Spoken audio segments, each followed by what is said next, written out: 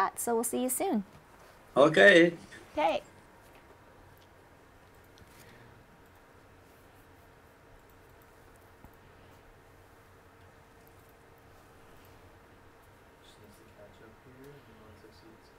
Mm-hmm.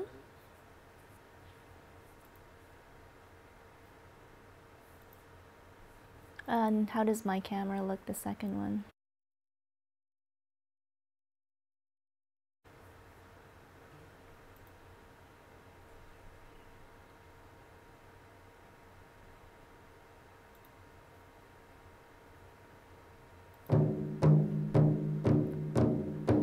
For thousands of years, elders and knowledge keepers have used stories to educate future generations. Stories and words can help heal our hearts and make Mother Earth a better place for all people. This is Healing Hearts. Hello everyone, good evening. Well, it is definitely sad when you see something come to an end, and this is the final episode for Healing Hearts. But we promise that we will leave it on a positive note, and we will continue some incredible conversations.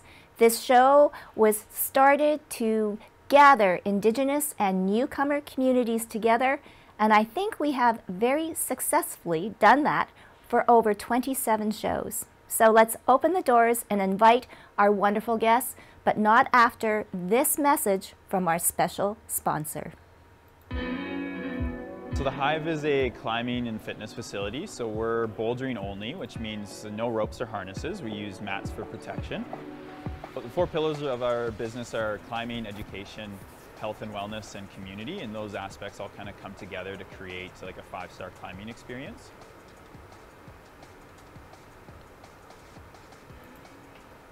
Welcome to Healing Hearts. This is the final episode, but I am sure that we are going to end off in a very positive note, and it's so good to see all of these faces again.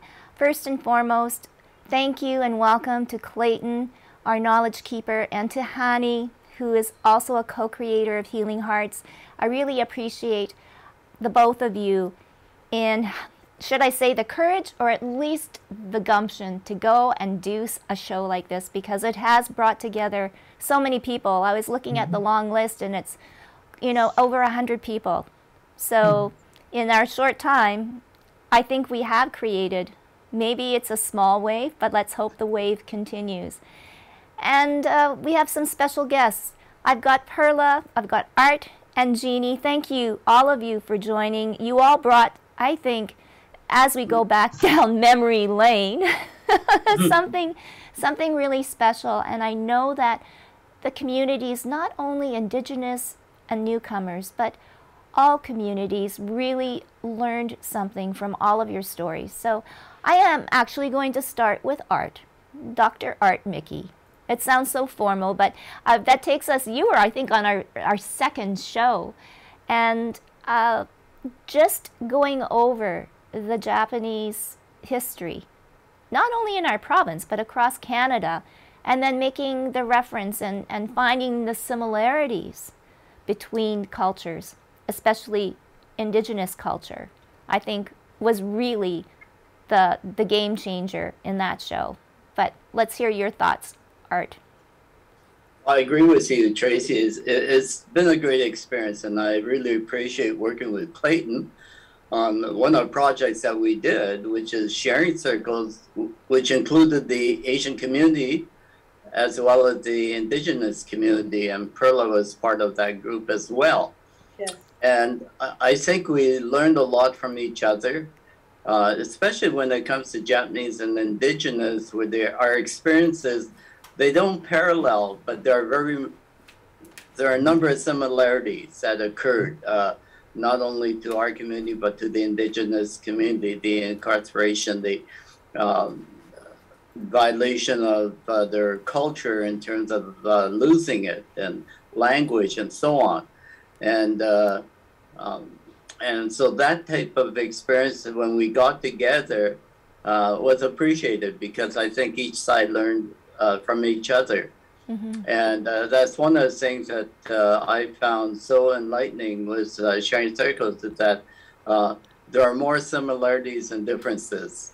And that we realize that our experiences aren't that different, especially hearing from the Indigenous community about not only residential school, but the 60s scoop that took place. All of those things are so important for us to know. And so I have to say that yesterday Clayton and I were attending a session that many of the people from the Turtle Island Project were there. And they came up and said, you know, we really enjoyed that meeting we had at the Cultural Center. And you were there too, Tracy, as well. And they really appreciated that get-together, the camaraderie that was established, the friendships that were established, and certainly the dialogue that we had. And so that's been one of the highlights of this year for myself and for members of our community as well. So I'd like to just leave on that note. I should mention one other thing, because the Japanese culture and the indigenous cultures are very much similar.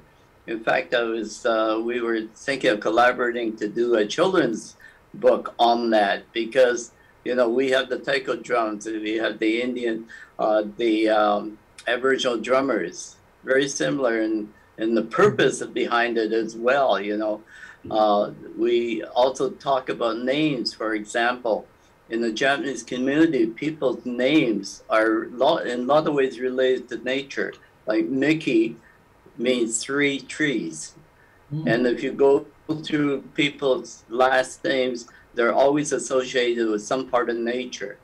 And so there's that similarity as well. And also we are very close in the community when we talk about where they came from. Such as in the case of the indigenous communities, you have a close-knit group of people, each of the different tribes, for example, indigenous groups are very close.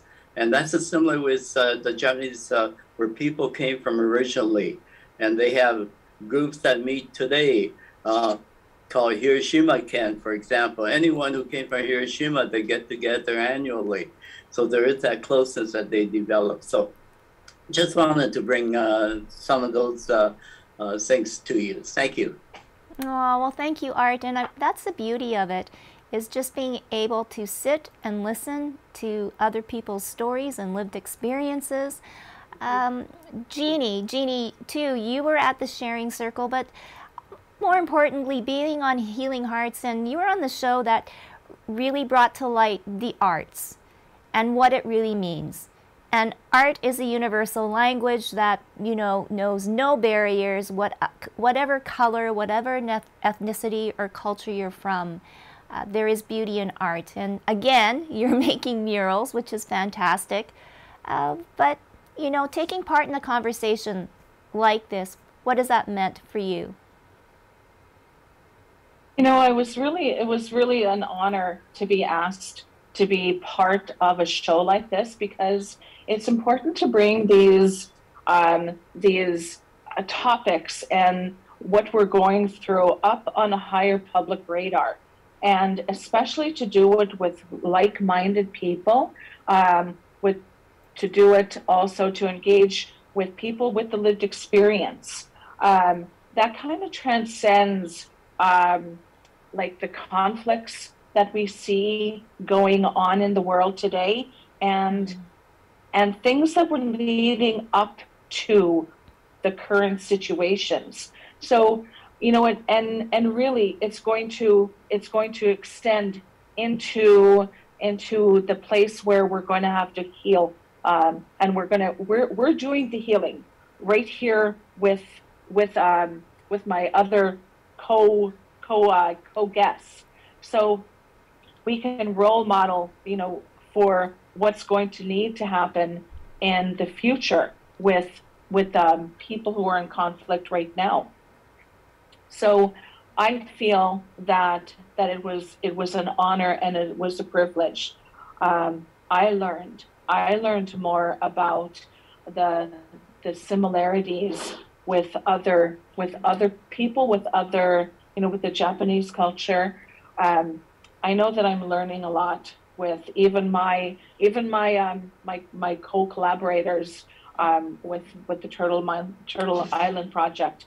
I'm learning so much from about my own culture, even, you know, because there are so many layers involved with healing, and I can, if I learn more to heal myself, then I am better able to present and collaborate with people of other cultures.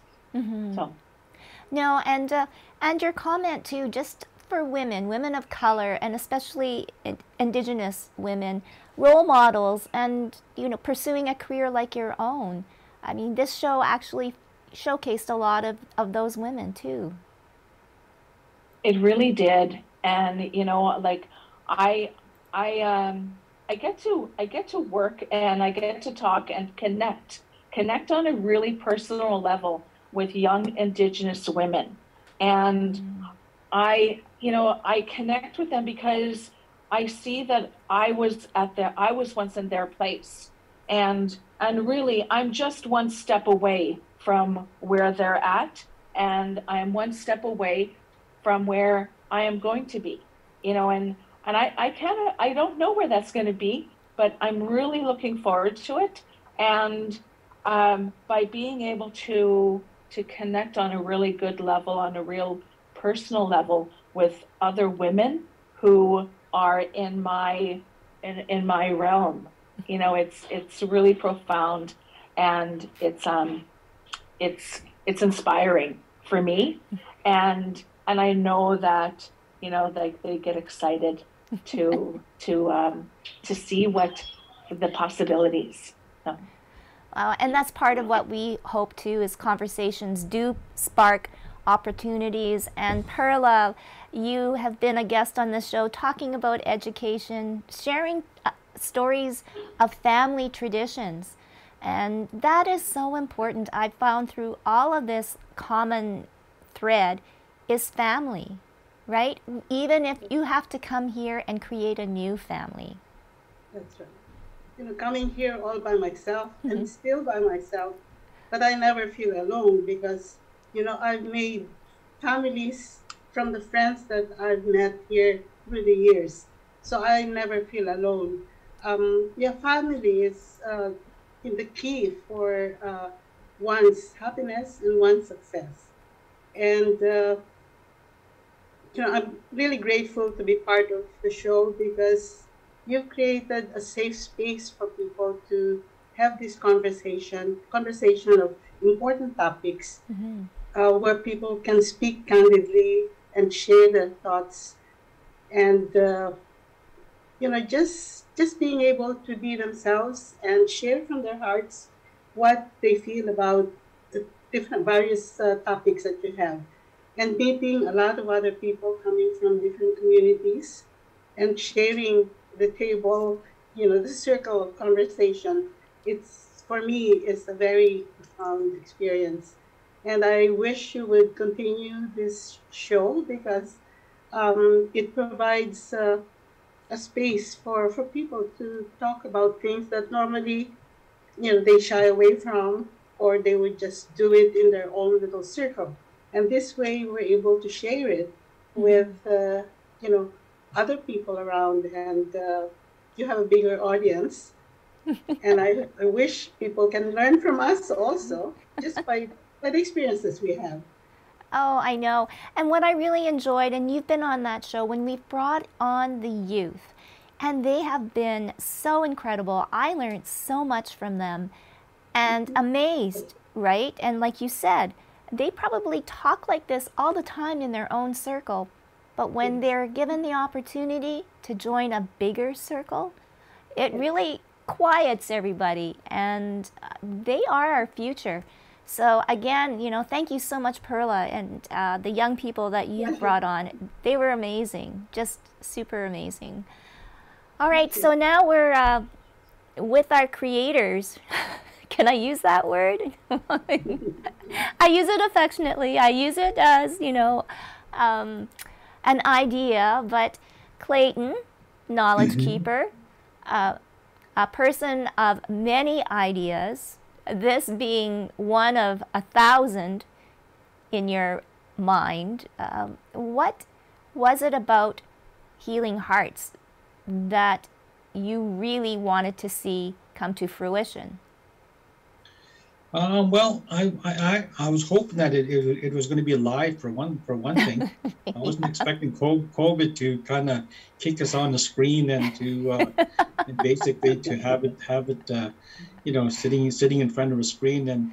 And whenever I'm engaged with people, I always like sitting across from them and just talking. It's totally different because I think the spirits touch and emotions happen, and so that's what I was hoping to happen, and I'm still hoping that we can continue this, but this program did something for me personally. It brought my niece and I together, and I had this, my younger sister passed away in 2003 from SARS in Vancouver, and my niece was I think she was maybe 10 years old then, and so she actually came to Winnipeg, and we buried my sister here in my community, and she came and stayed with me for a year, and then she decided to go back to Alberta with her older sister, and then she just disappeared, and I hadn't seen her for probably like maybe 14 years, didn't hear nothing from her and all that, and then she actually saw this show in Alberta. And so she's married now, and I actually went up to see her a couple of times, and she's married just outside of Edmonton to a really nice man, and they have one child now, and she's doing really well. Like, she went through a really rough period after her mom passed away, and then finally got her life back together, and she's doing really well. But the show brought us together. And she said she was online, and also she's seen this show and tuned into it, and here it was her uncle. So she contacted me right after. I can't remember what show that was, but she contacted me right away. She said, I've been watching the show every week, she said, and she said her and her husband and her father-in-law have been tuning in all the time, and they've been learning a lot, of what's happening in Manitoba. So that's what the show did for me. But also too, it brought me together with a lot of other different people. Yesterday we had 21 facilitators come together, and 140 newcomers, and we did 20 sharing circles and about five of the facilitators said to me at one of the breaks, they said, it doesn't take much for the newcomers to share their racism. They said, we didn't have to coax them very much to share the racism that they experience, because they know already, and they said they know of our racism too. Some they don't know, like the depth of it and how long it's been going on, but they know it. So a lot of newcomers yesterday spoke about the racism that they have internalized also too. So I find that that internalization, creates trauma in people sometimes, and people don't know what to do sometimes. So I find that things like this, it gives people a place where they can talk openly. And one of the programs I really enjoyed is the one with the LGBTQ community. And Albert McLeod's a good friend of mine. So and I've known Albert for maybe 30 years now, but that show I really enjoyed. And again, it's nice that people, can, I guess they can say come out, I guess, but at least they can start talking about it, and start. Yeah, so things have changed, and things are changing, but it's always nice just, to find people like all the guests here who we all have something in common. We all have, maybe except for Jeannie, but we have years of experience, and we all been on the same sort of journey together. And these things just come together. And I've always believed that people come together for a reason. I've always believed that. And maybe they stay a day or two, or maybe they stay 10 years together. But there's a reason for people coming together. And I just feel this is part of that show, to make that journey, to have people come together in open minds. Yeah. Oh, so Jeannie, that was a compliment to you. I guess you're the baby here on the show. Hey, Clayton. But that's a light note, and I'm going to get more serious now. What I liked about this show, it also gave us an opportunity to be current. When this whole residential schools story broke, some of the guests that we had on, the elders, that broke down, but made me cry. This was truly something I haven't experienced. Like, I mean, sure, people get emotional, but this, like you were saying, years and years and years of keeping it hidden, of keeping it inside, to see it being released. Unfortunately, during such a traumatic time, but the truth, like they say, always prevails, right? Yeah. No, it was really something. And so now, Hani, you come with not only did we have to kind of preface your story, because your journey is just as amazing as any other coming to our country, and why you chose Winnipeg, well, we're glad you chose Winnipeg out of all of the other places in Canada. But no, we're happy, so happy that you're here. But you, like Clayton, are a man of many ideas. And for you, what has this journey been like for you as a creator of this, hand in hand with Clayton, to see this? Thank you, Tracy. So if we speak about the show, I don't know if you want me to speak about my journey, how I ended up in Winnipeg, which we don't want to go there. But talking about the show, I think Clayton and I, we sit and we casually talk, but seriously engage in when we talk, and we come up with ideas. And some of the ideas, some people may sit and write books about and celebrate in a different way.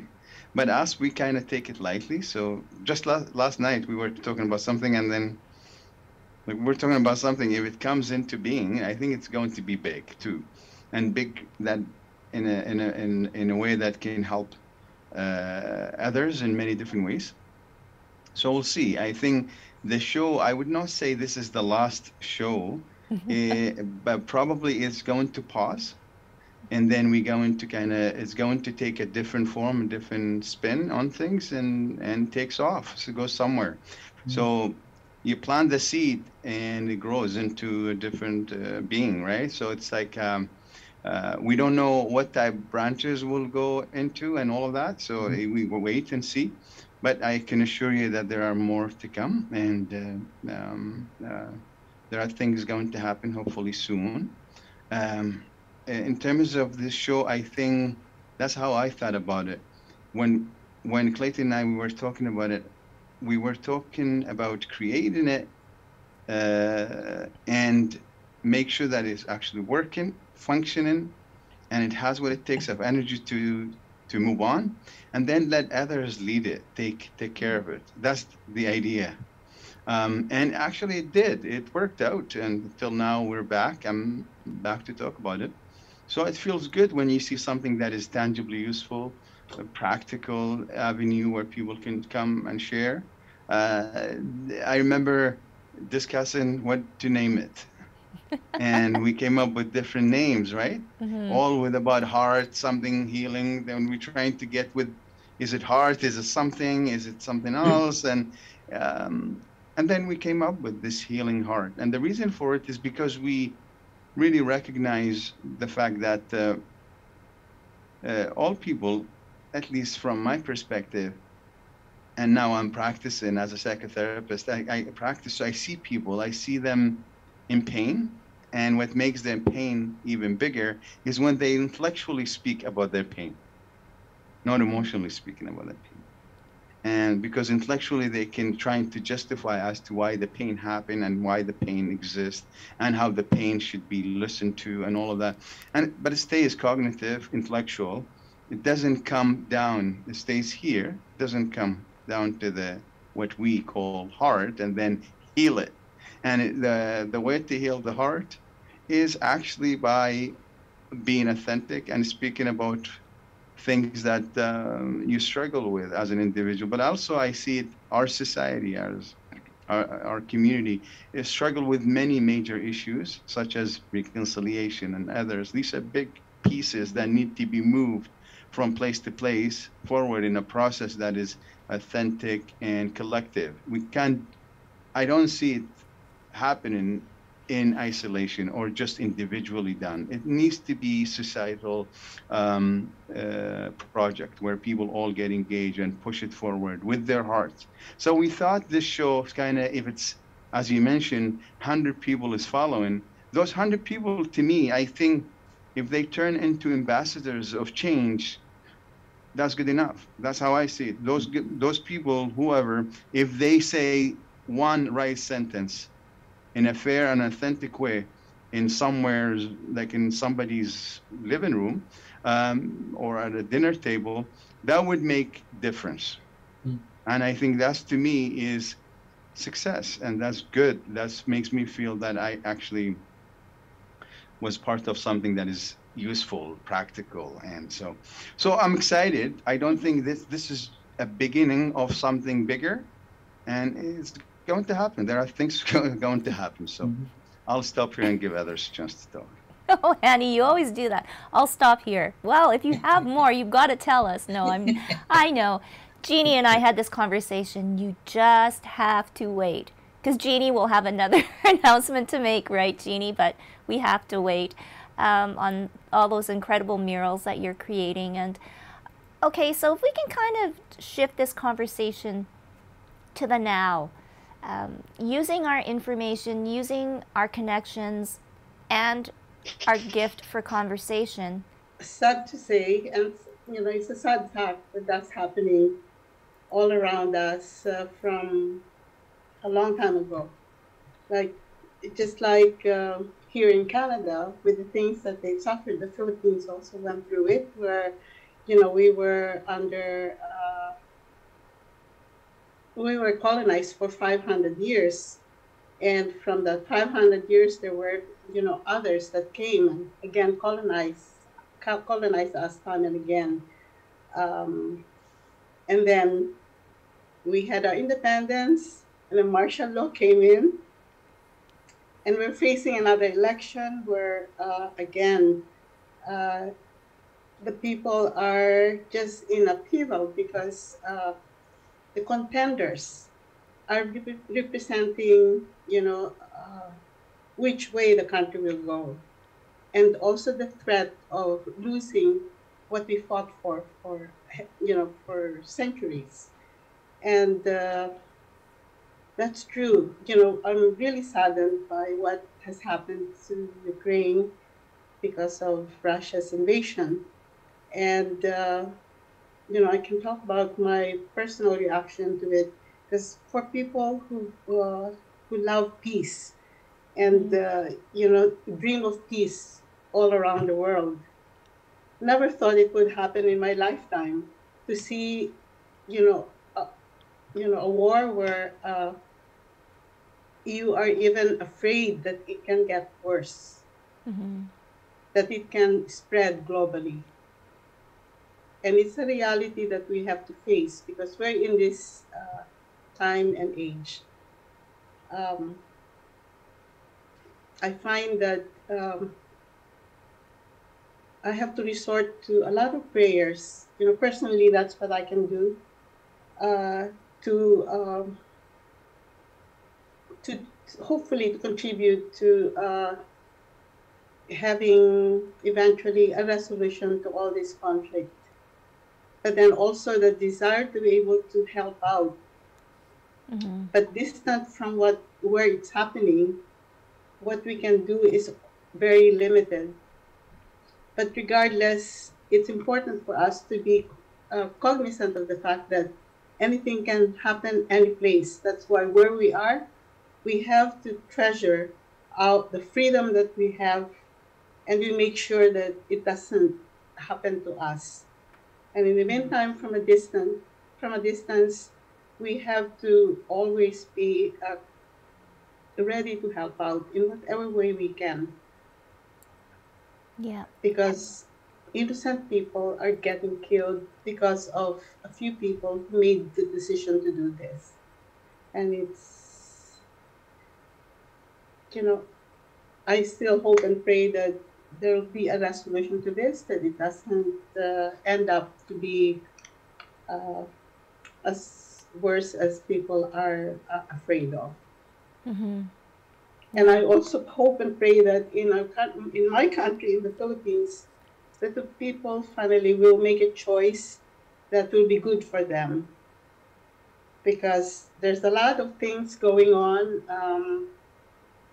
It's amazing. In other countries, there are also countries where they follow a different political system. And they're also just waiting for what's going on in Russia. When they start, coming out and start doing what Russia's doing, that's a scary scenario for the whole world. So let's all be, I guess, just be cognizant of everything that's going on in our own space. Let's try to do the best we can. Mm-hmm. Let's start by being peaceful people, and then hopefully that spreads all throughout. Because we can't impose it on others. It has to start from us, from ourselves. Mm-hmm. Wise words, because actually that was going to lead to my next question to Art and Jeannie. Looking in our own backyards, if you kind of look at your circle of friends or whatever, so many of them are Ukrainian, so many of them are Russian, that live here, that work here, that support. How do we, like Perla said, be cognizant, think peacefully, don't become bogged down with what you see and hear on social media and the news. Maybe words of wisdom, because Art, for you too, you've gone through that, right? Feeling that racism. How do we work on that in 2022? Right. Well, no, that's it's so important. I think the whole world, the situation at the present time has, again, brought back some of those memories of what could happen in times of crisis to a community. And we're talking about just ordinary people. And I know that it was in our own community during the Second World War. Many of them who were Canadians, born in this country, were treated like enemies, mainly because of the way they looked and because Canada was at war with Japan. And so virtually anyone who was Japanese became the enemy of this country, where we had, where our association was with Canada. I mean, my parents were born in Canada, so was I. And yet it didn't matter. And part of it is because we were so visible. And then today I'm watching the news again with the situation in the Ukraine. And I know that there's a lot of sympathy from Canadians towards Ukrainians, Ukraine and so on. But then I was thinking, on the other hand, I wonder if you were Russian, how would you feel in this country today when there's such hatred towards Putin and what Russia's doing? Because it's got to weigh on you as a, say, a Russian Canadian. And I know that there have been attacks on people because they were Russian. I guess part of their saving grace might be is that they don't look any different than other Canadians, so they may be hard to be picked out, except maybe by name and so on. But regardless, Russian community organizations are being targeted with graffiti and so on. So there is that direct attack upon people of Russian background. And so that brings to the fore, you know, what can you do? As I said, we're fortunate we have the Charter of Rights and Freedoms, because at the time when the Japanese were being interned, there was no such thing. And many people in my community were held for 4 years. They were never ever charged. They were put into camps and never ever charged. So that wouldn't happen today. And so there are some protections, but that doesn't give any comfort to a person who's of Russian background who's being attacked to know that. But I think, you know, we have to sympathize with our own people who come from different backgrounds, and we have to be supportive of them. And so if we see that happening, we need to point it out that these are Canadians. They're people who are part of this country. And even though their ancestral country is at war or doing something that we as Canadians don't like, doesn't give us the right to attack them. And so that's the important thing that we you know, need to face. And I really sympathize with those people who are Russian backgrounds who are here, and I'm sure feeling the brunt of it, and they likely don't know if how people that they might be fairly close to would treat them because of that type of thing. So well, and you, anyways, yeah. I think yeah. Mm-hmm. Well, no, Go ahead, Tracy, and no, sorry. I was just going to say, I agree with you, Art. We kind of see history repeating itself, its ugly head. Now, for Jeannie and Clayton, with all of this, and I wanted to raise this issue because it does address all of the topics and discussions throughout Healing Hearts, but more or less dealing with Indigenous and newcomer communities. Now it's, you know, definitely this community and that community. What is your takeaway, or more importantly, what are your thoughts now on the matters of the Indigenous community? Talking about truth and reconciliation, what Hani had mentioned, and Jeannie, for you, the murdered and missing Indigenous women and children, that is still a huge issue. Clayton first. I don't see Jeannie right away, so she might have stepped away, but Clayton, your thoughts? Well, I guess I have all kinds of different mixed thoughts, but I wanted just to say something. Just when Art was talking about, and you know, I like hockey, eh? So I watch hockey quite a bit on TV, and I remember about 2-3 years ago, my grandson, he said his favorite player was Ovechkin, and from the Capitals, and he wanted to go and see him. So I got tickets and took him to go and watch the Jets play with the Capitals, and of course Ovechkin was his favorite player. So nowadays, when Ovechkin gets on the ice, they boo him now, and they're chastising him as a Russian, and his comment was that, you know, I'm a hockey player, I'm a sports person, I'm not a political person, he said.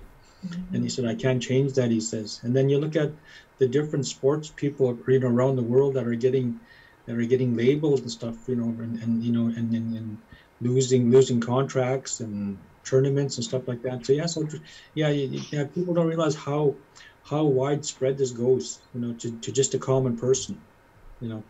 And and then Art's right, you know, people that are non-native people, they just fit in, and people can't tell.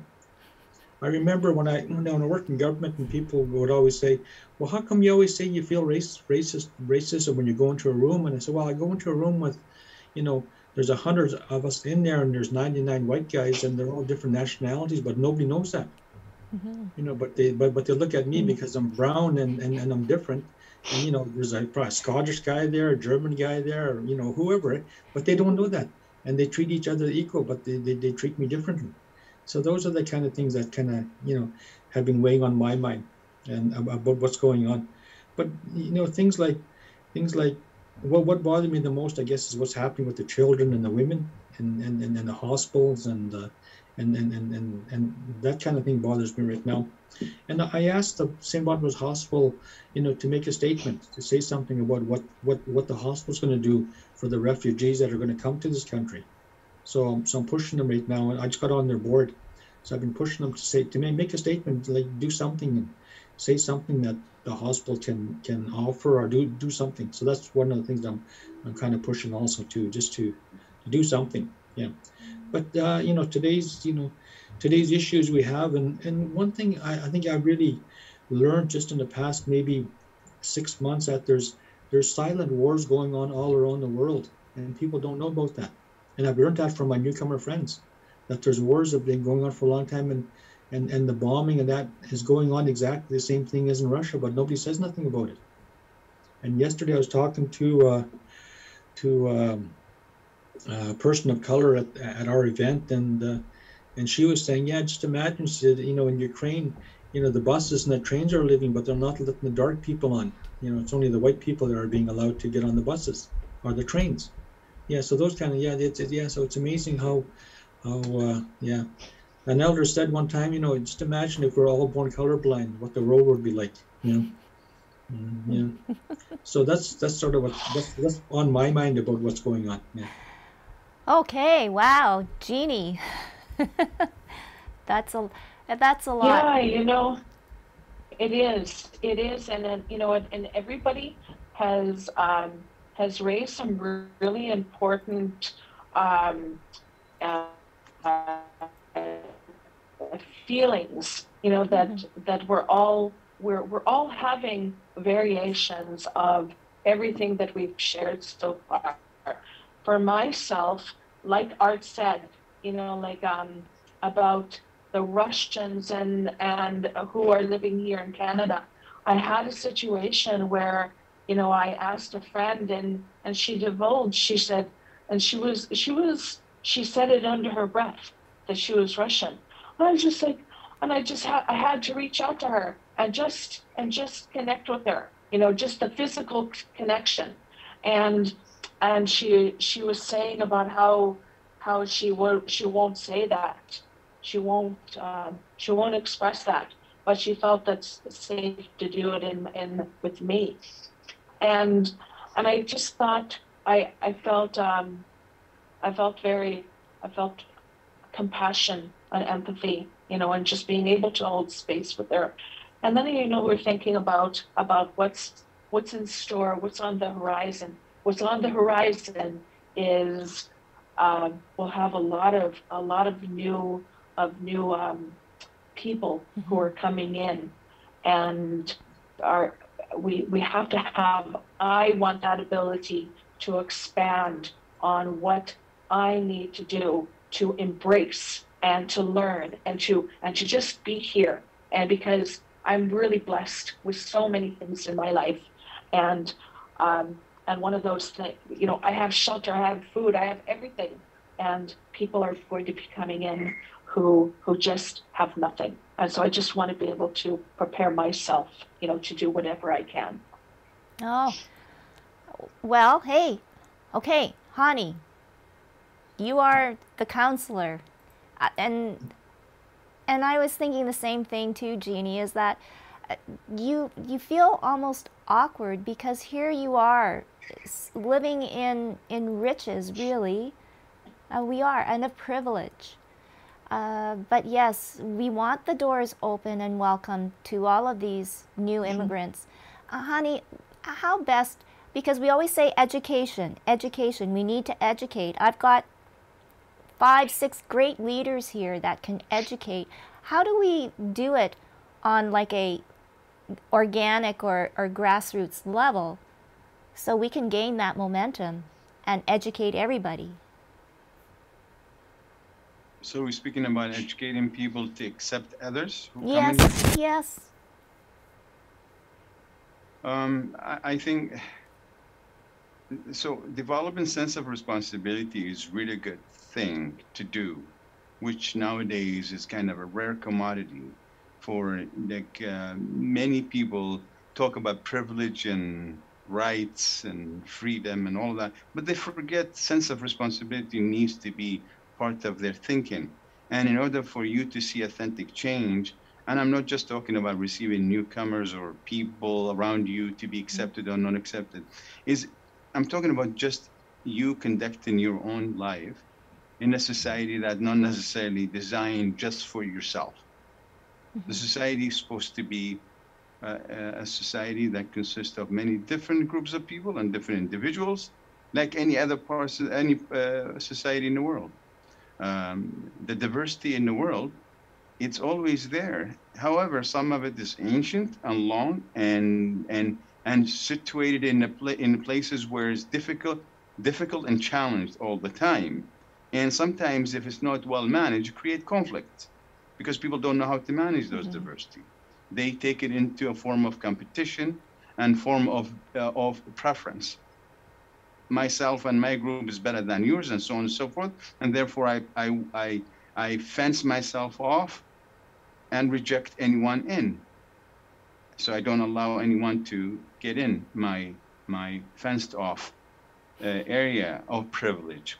And so, but if I have that sense of responsibility, the walls will start coming down. How do you get there? It's not always education. Trust me, education only takes you so much. You will be aware of what's going on, and then what? The question is that sense of responsibility needs to be triggered. And you cannot have sense of responsibility get triggered if you don't develop fair and objective and unbiased sympathy and empathy together towards people who not necessarily resemble you or share the same cultural practices or racial and ethnic backgrounds. That's the biggest challenge that humanity is facing always, because the absence of that would lead to what? Conflicts, lead to what? To lead to disagreements. And that's why it keeps going. And I don't think this is, I'm going to stop it or anyone else here can stop it. This is going to keep going. The only thing is on an individual level, people who are aware of that, they need to kind of do something about it.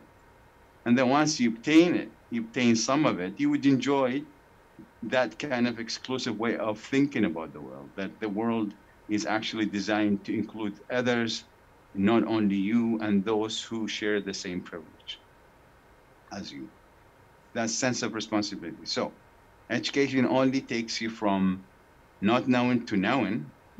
Then what? What are you going to do with that? Lots of people know what's going on, but did they do something about it? That's another thing. And that requires action. Clayton, your thoughts?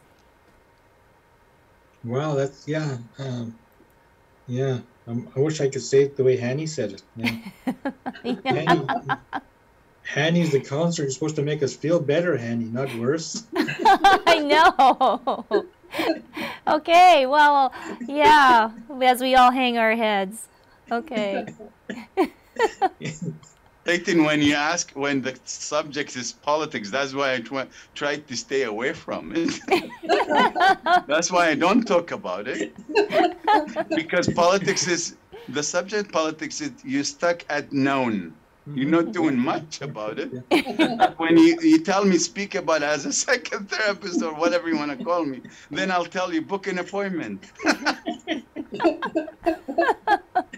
I want a discount then. Yeah.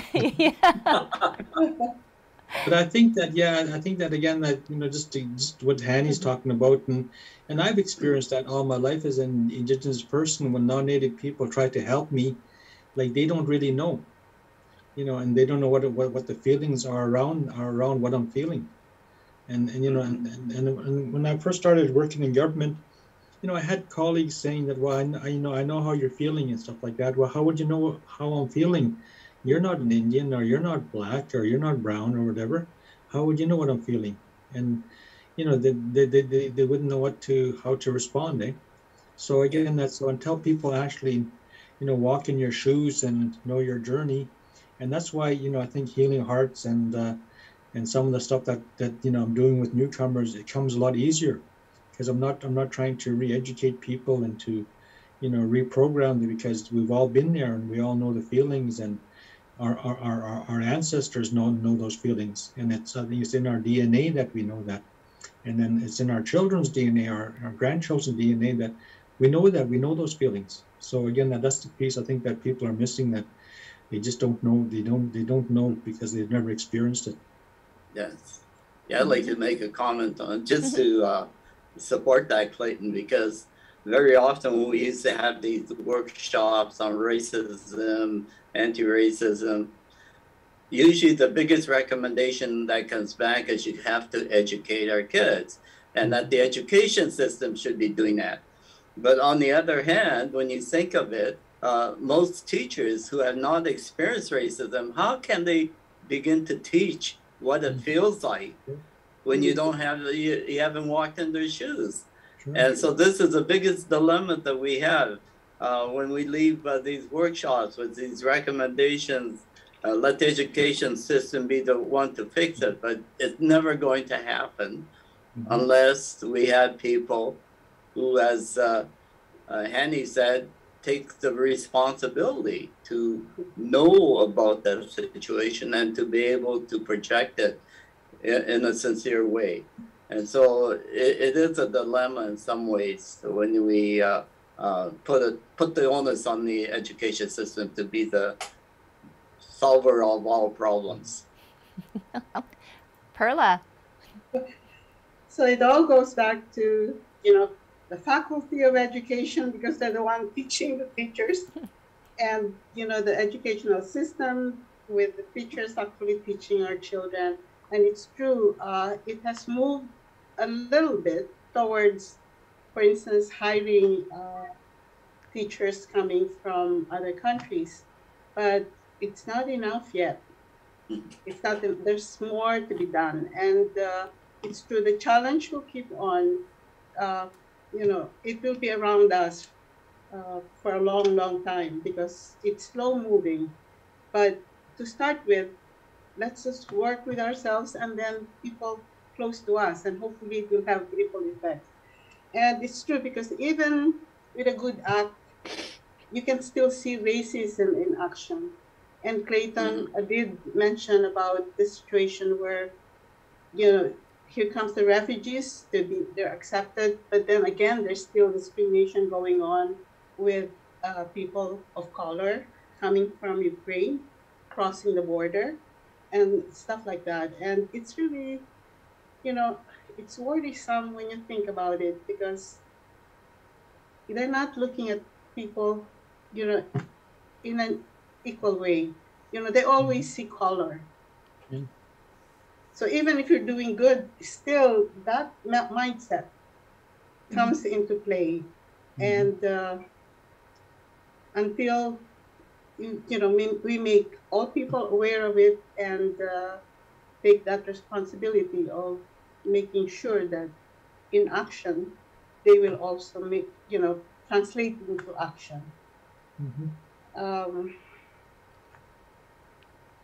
Yes, it's a slow process, but we'll keep on doing it. Racism is a hard, thing to fight. It's always there. It's always It'll always be there. And for us who are knowledgeable about it and wanting to do something about it, we have to be patiently moving on and keep on doing it. Because that's the only way. We can't give up. No. Jeannie, do you want to just close everything here with your thoughts? Sure. One thing that I'm thinking about is, how we speak and how we nurture our own home fires. What we do, what we say, what we role model with our children. And not only what we say to them, but how we are when we're not talking directly to them, because they're listening in the background, and they're listening to how we speak to other people. They're listening to how we allow other people to speak to us, because in turn, they will follow those patterns. They see our patterns, they hear it. And so it's important to monitor ourselves as we are in our homes, because they're the ones who are also going to be the agents of change. You know, they're the ones who are going to carry the torches and make differences that we will not be able to do in our lifetime. Wow. Tracy, if I may say something towards the end, because not because I want to make Clayton feel better after what I said, but it's just actually this comes from my heart, and I have to, as a way to appreciate it, is personally being a newcomer. Also, I always remind myself that the society that I live in gave me lots of space for growth, and through that growth, I think we can do lots with it. So that it's really good to, I have those very simple technique that I use in my work, and that is recognition, acceptance, adjustment. So recognition is you recognize the good and the bad and the difficult and the easy, and then you accept the new reality based on that, and then you adjust accordingly so you can actually do something with it. And when I apply that to myself and I say, okay, so if there's growth, if there's movement to the better, that means the society actually accommodate and allow these changes to happen and supported my, of course, ambition and all of that. And that needs to be kind of appreciated. And I personally appreciate it. The only thing, the one thing that though it needs to be highlighted in this equation, and that is there are people who are not able to access that growth space yet.